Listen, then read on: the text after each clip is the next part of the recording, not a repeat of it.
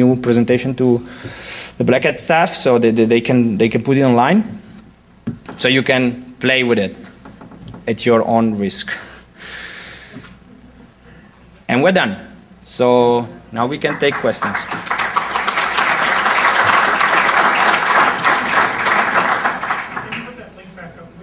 Sorry? Ah, yeah.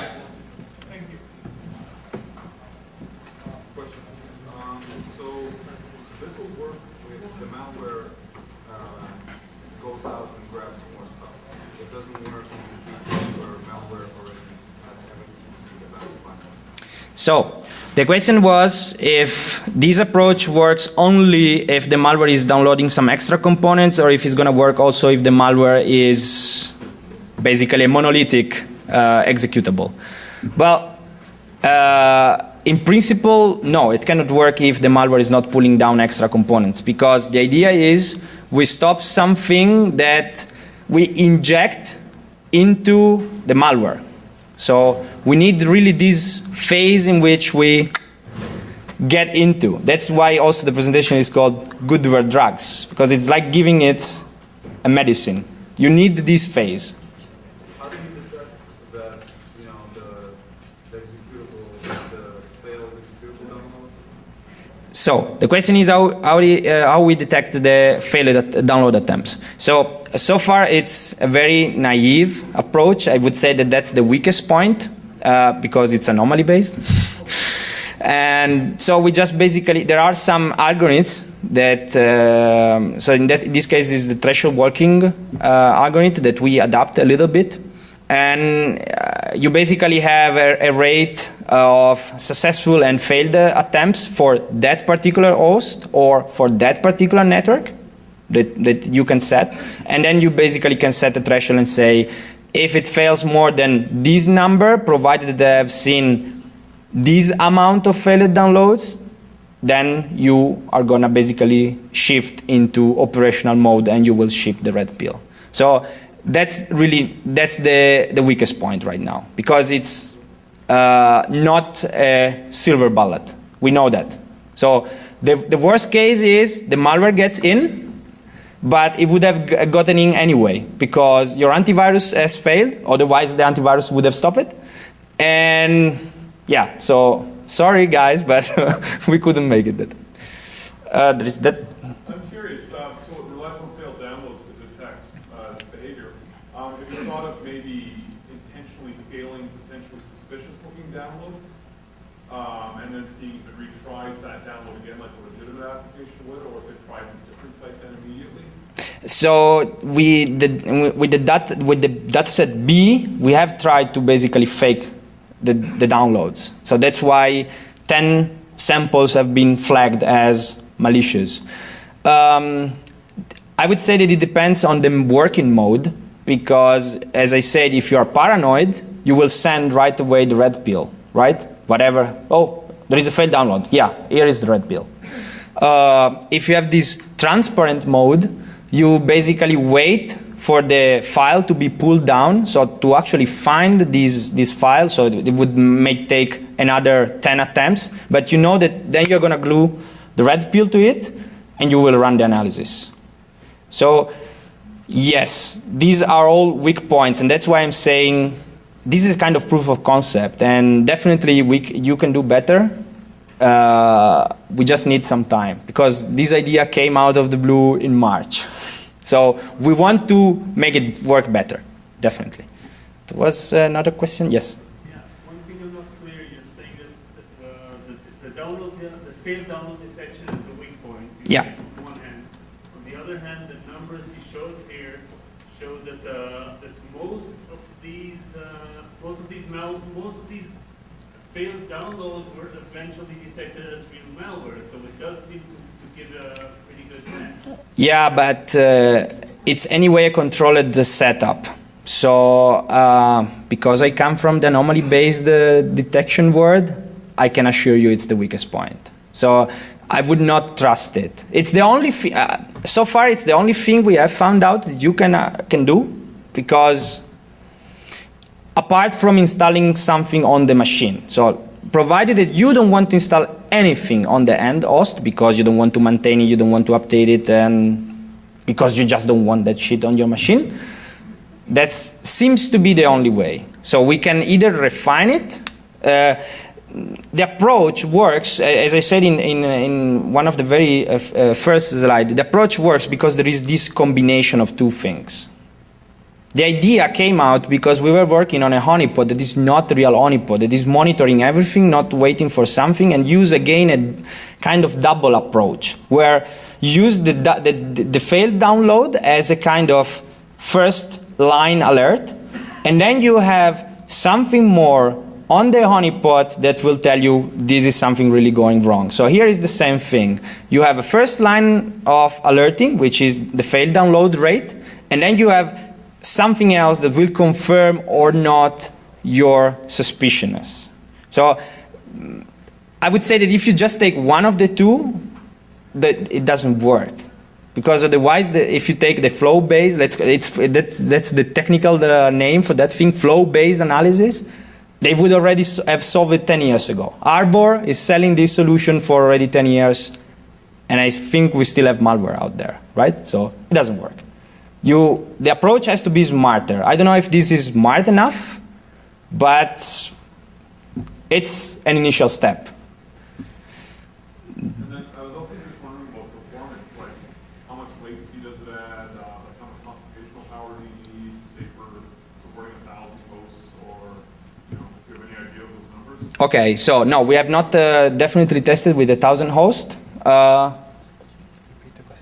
Sorry, yes. So the question is if we have any statistics about the workload that is required by this approach to work properly.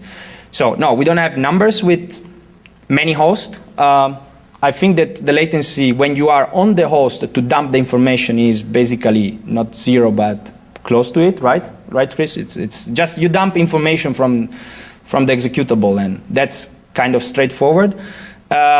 We have also some encryption because we don't want sensitive information to go over the network like this. So maybe that's the one that requires most computation. But because the actual analysis does not take place on the monitored host, but somewhere else, the only problem could be that if you really want to be paranoid, it's going to cost you a lot of time because you have to run first the malware, and then decide if the heuristic failed, because they failed, they are called heuristic for something, because you hope it's going to fit. But if it doesn't fit, then you have to go for the further analysis. And the further analysis is expensive in terms of times, because you have to wait for the malware to show up as malware or to be confirmed it's clean. The only good thing is that you can, the same way as like cloud antivirus, you can maybe have 3 or 4 different engines that you use at the same time, because you have the copy here in your hand of the original spore, so they're supposed to be malware, and you just send it out, and the first one who says something, okay, you take it for granted. It's malware, okay, I will switch it off. Yet, let's say that even if you are not paranoid and you cannot run the risk of switching off the malware right away on the host, you can still have the information that something went really wrong. So you might allow the execution of the end host to continue. You have the copy, you will run some extra analysis, it will take you 1 day, and after 1 day you know that the host is compromised. For some use cases, this is enough, because they want to know that the machine has been compromised as soon as possible. They don't care if some information, of course you want the information to stay inside your network, but they will not die for this, right? So it's all about your business case, I would say. Any other? Yeah. Have you, in your research, seen any malware tunneling its communication over DNS requests? Okay, so the question is if we have seen malware tunneling, so basically using side channels to communicate outside the world with something that we cannot control. I think we forgot to say this, but so far we are monitoring the HTTP traffic, right? So in theory, this approach can work for any protocol. You just have to decide that you are gonna monitor a certain port. Yes, not in this project, but yes, we have seen. Yeah, in general, yes, we have seen there is some malware that is tailored, really tailored. I mean, we are talking about government agencies. They receive some tailored malware for a certain user, and that malware is going to use some side channels to covert channels to communicate with the mother. So yes, they do exist, but so far we monitor HTTP. In theory, it's possible to do whatever you want. So actually, I think on DNS it would work even better because the DNS requests are so simple to, let's say, validate. So if all of a sudden you see something that you cannot validate, you are kind of sure that something weird is going on. But unfortunately, I would say if it's not DNS, they will use something else. So, I mean, the range of possibilities is quite wide. Yes? On the delivery of the red pill, I was wondering if you're piggybacking on what they're downloading, relying on them, or you're injecting it. What's the mechanism? Sorry, didn't get the question. What's your mechanism for delivering the red pill? Oh, okay. So the question is, what is the mechanism to deliver the red pill? So the Apache module is sitting in the middle. It's like a mod proxy. Okay, is a modification or addition, whatever you want to call it, to mod proxy. So when you start the download, when the file, depending on the working mode, blah blah blah blah, we verify basically. We start verifying what is being pulled down. And at that moment we say, okay, it's an executable, so we send ours instead of this one. So how much disruption does that cause to the target? So far we haven't, the question is if there is any disruption for the target. So this is a good question. So far we haven't seen this, but we do expect some disruption, for instance, in the case that the download is big. And you have also to take into account that, for instance, if the file is a zipped archive, for instance, that could be a problem. There are self-extracting, sorry, not zip archive, but self-extracting archive. That could be a problem because they also have redundancy check for, so they are expecting a file of size X, and now I'm shipping a file of size A. So that could be a problem, yes. So there are some mechanisms that we have to put into force to be sure or to work better, because otherwise in that case we just would have to let it go. Okay, I have this guy and then I'll come back to you. There's a question about in terms of how you do it. Based on what you said, you download, you actually replace the file. Have you ever encountered something like the downloader actually infects what it downloads first and injects another downloader there? So if you do put your blue red pill there, you actually be the one downloading it now once it starts the process. So the question is that if... And how do you deal with that?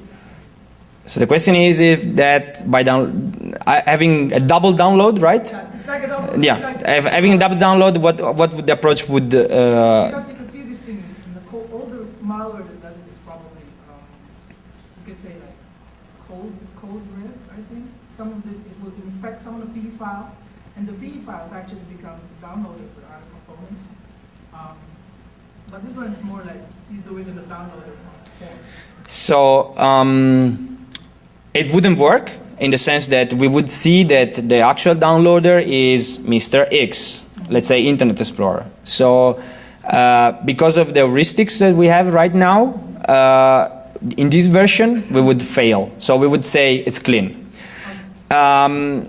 To solve the create remote thread problem, we are thinking about basically, I mean, there are some ways you can fix, because if to do that thing, yeah, either you basically know or are able to analyze what's inside the memory of the process, for instance, but that's going to cost you a lot of time, so could be infeasible, and the result is not guaranteed.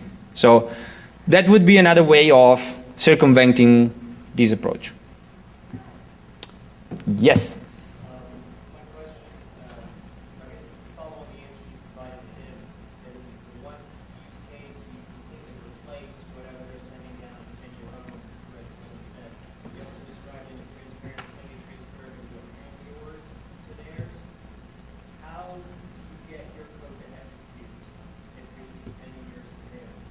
Okay.